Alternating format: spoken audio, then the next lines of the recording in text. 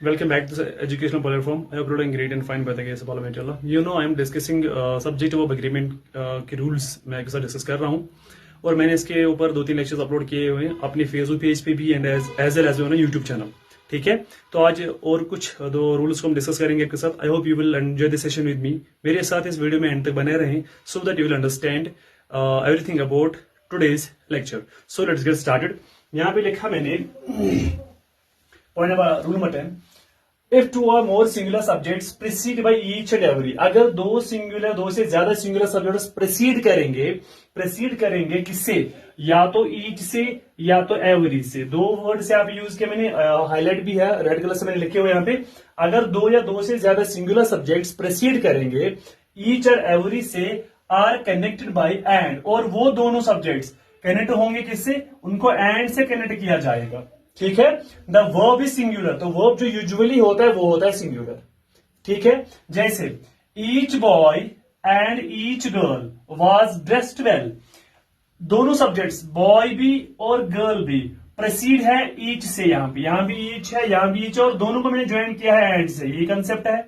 If two or more singular subjects preceded by each and every are connected by and, the verb is singular. क्या अगर दो subjects या दो से ज्यादा सिंगुलर सब्जेक्ट ज्वाइन करेंगे हम इनको, मतलब वो प्रेसीड होंगे या ईच होगा या एवरी होगा। ठीक है, और उन दोनों को ज्वाइन किया जाएगा एंड से, तो जो वर्ब होगा वो होगा सिंगुलर। यहां भी मैंने वाज यूज किया तो सिंगुलर वर्ब यूज हुआ है। क्लियर है? Point number next, two or more singular subjects are joined by or nor, ये हमारे कनेक्टर्स है, कंजक्शंस है।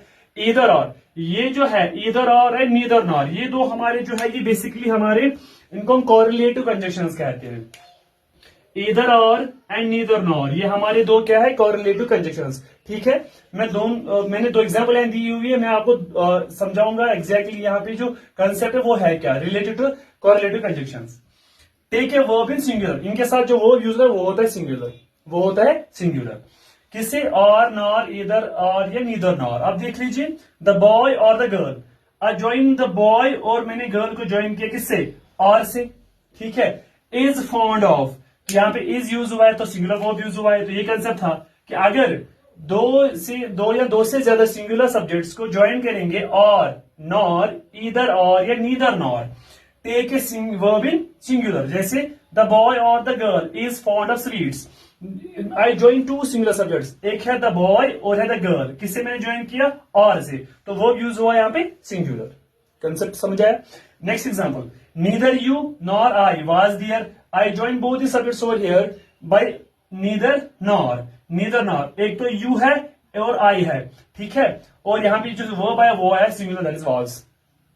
यहाँ पे और एक कंसेप्ट है, वो मैं इंशाल्लाह कल आपको रूल पढ़ाऊंगा, लेकिन फिर थोड़ा यहाँ पे रख लीजिए यार कि इसका कंसेप्ट अगर कभी कभार जो हमारे लिए कोरिलेटिव कंजक्शन से ज्वाइन करेंगे हम दो सब्जेक्ट्स को, जो हमारा जो वर्ब है वो एग्री करता है with the second subject, like this. यहाँ पे नीदर यू नॉर आई, यहाँ पे सेकंड सब्जेक्ट क्या है, आई हमारा फर्स्ट पर्सन सिंगुलर सब्जेक्ट है, तो वो भी क्या आएगा, सिंगुलर। ये कंसेप्ट ऐसा है। अगर यहाँ पे होता for example neither I nor you were there, तो यहाँ पे वेयर आता, क्यों, क्योंकि जो मेरा सेकंड सब्जेक्ट था दैट वाज यू तो हमारा सेकंड पर्सन प्लूरल सब्जेक्ट है।